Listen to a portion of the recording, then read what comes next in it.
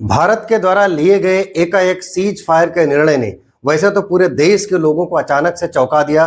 पूरा देश स्तब्ध था कि अचानक जिस दौर में हमारे देश की सेनाएं प्रचंड रूप में पाकिस्तान के ऊपर आक्रमण कर रही थी, यहां तक बताया जा रहा है कि पाकिस्तान का जो परमाणु संग्रहालय था उसके आसपास के एरियाज में भी अटैक करके पूरी दुनिया को अपनी ताकत का एहसास करा रही थी भारत देश की सेनाएं। और पीयूके में रहने वाले आतंकवादियों के 11 ठिकानों को बर्बाद कर दिया गया था। अचानक से यह बताया गया कि दोनों देशों के डीजीएमओ के बीच एक सहमति बनी और 10 मई की शाम विक्रम मिस्त्री यानी भारत सरकार के विदेश सचिव द्वारा सीज फायर का ऐलान किया गया।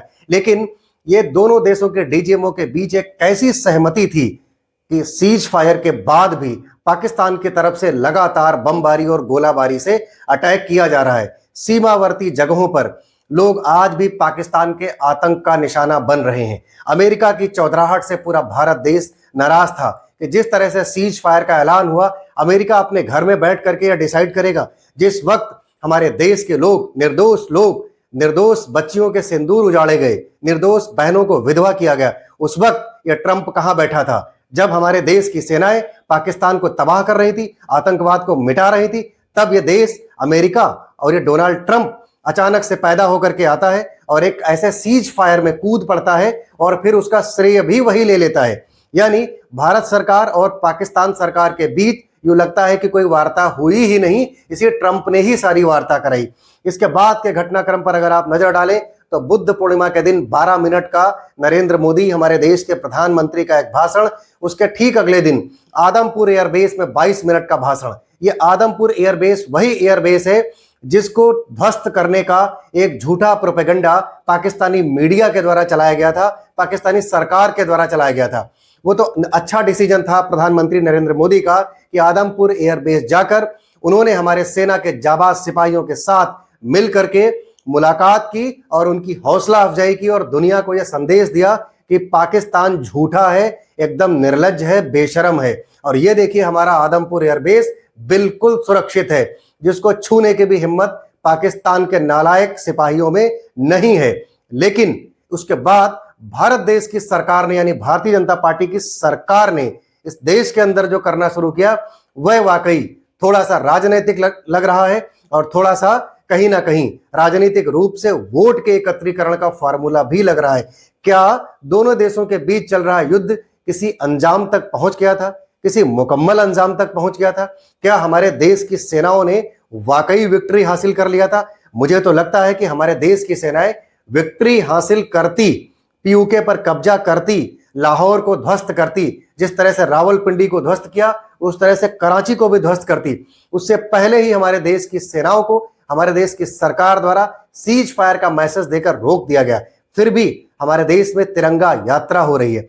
क्या यह देश की तिरंगा यात्रा राष्ट्रवाद का ज्वार पैदा करने के लिए है या फिर राष्ट्र में वोट के एकत्रीकरण का फॉर्मूला अपनाया जा रहा है, वोट के ध्रुवीकरण करने की कोशिश की जा रही है? ऑपरेशन सिंदूर की सफलता के बाद जिस तरह से भारतीय जनता पार्टी के नेताओं ने प्रधानमंत्री नरेंद्र मोदी के पोस्टर एक आर्मी के सैनिक के रूप में लगाना शुरू किया, सोशल मीडिया से लेकर पोस्टर वार शुरू हुआ और वह हर शहर हर गली में उनको एक सेना नायक के रूप में दिखाया जाना शुरू हुआ, वह भी वाकई एक प्रोपेगेंडा से कम नहीं था। और उसको हमारे देश का निर्लज्ज और बेशरम मीडिया पूरी तरीके से परोसने की कोशिश में भी जुटा हुआ था। सेना के बलिदान और शहादत पर राजनीति शुरू करना कोई नई बात नहीं है।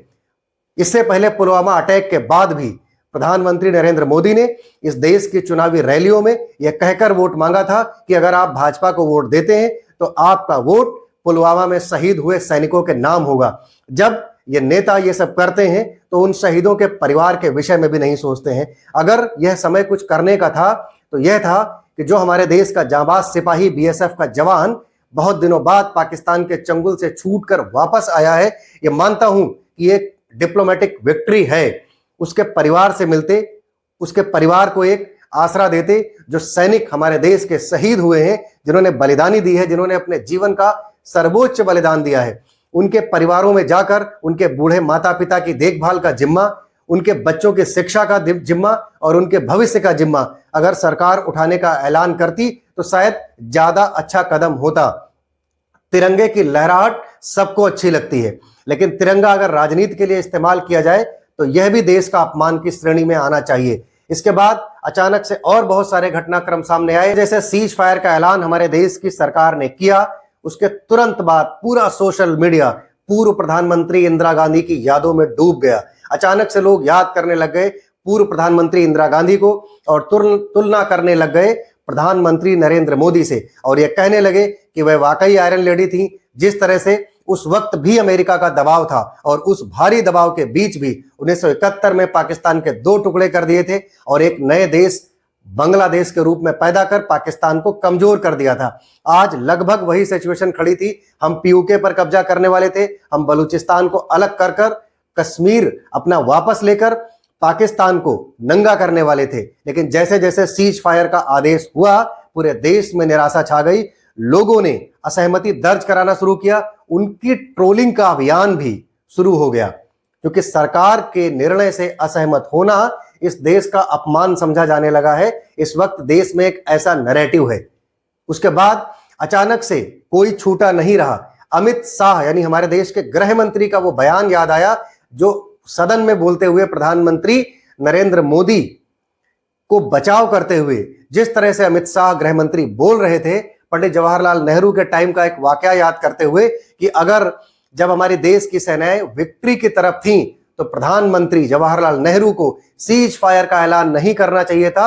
अगर वो ऐलान ना होता तो आज पीयूके हमारा होता। यानी ये देखा गया कि अमित शाह का वो बयान जैसे जैसे सोशल मीडिया में वायरल हुआ, प्रधानमंत्री नरेंद्र मोदी का सीज फायर का ऐलान विवादों में घिरता नजर आया।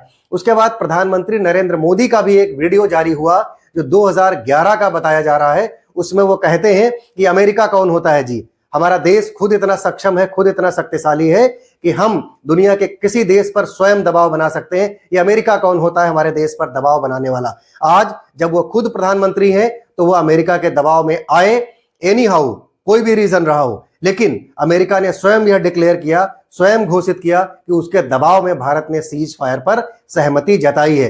अब वो मामला चाहे अडानी का हो या फिर कोई और मामला हो, ये मैं नहीं कहता, सोशल मीडिया का पूरा एक विवाद इस मामले में घिरा पड़ा है। सुब्रमण्यम स्वामी ने भी मोदी पर सवाल उठाते हुए कहा। उसके बाद तिरंगा यात्रा का निकालना एक बार फिर एक नए विवाद को जन्म देता है। आज जयपुर में एक तिरंगा यात्रा का दृश्य आप सब ने सोशल मीडिया के माध्यम से देखा होगा, जहां जयपुर की एक विधानसभा सीट से विधायक बाल मुकुंदाचार्य तिरंगे से अपनी नाक पोंछते नजर आ रहे हैं। इससे बड़ा अपमान हमारे देश के स्वाभिमान तिरंगा का क्या होगा। ये तिरंगा उनको क्या पता कि एक इस तिरंगे के लिए हमारे देश का सैनिक अपने परिवार की चिंता नहीं करता, अपनी जान की बाजी लगाकर इसको लहराने के लिए अपना सर्वोच्च बलिदान कर देता है। बाल मुकुंदाचार्य उसे नाक पोंछते नजर आ रहे हैं एक तरफ, दूसरी तरफ एक निर्लज और एक बेशरम मंत्री जो मध्य प्रदेश सरकार का मंत्री है विजय शाह, वो हमारे देश की बेटी कर्नल सोफिया कुरैशी को आतंकवादियों की बहन कहने से नहीं चूक रहा है। क्या इस तरीके के निर्लज और बेशरम भारतीय जनता पार्टी के नेताओं पर, बड़े नेताओं का, दिल्ली की बीजेपी का कोई लगाम लगेगी? इनको निष्कासित किया जाएगा, इनको इसका दंड मिलेगा, या फिर ये यूं ही भारतीय जनता पार्टी की सरकार में मंत्री और विधायक बने रहेंगे और देश का अपमान, देश की सेना का अपमान करते रहेंगे और सत्ता की मलाई चाटते रहेंगे? हम उम्मीद करते हैं कि प्रधानमंत्री मोदी और गृह मंत्री अमित शाह जी इस पर संज्ञान लेंगे और बड़े डिसीजंस ऐसे बेशर्मों के खिलाफ लेंगे। धन्यवाद। जय हिंद, जय भारत।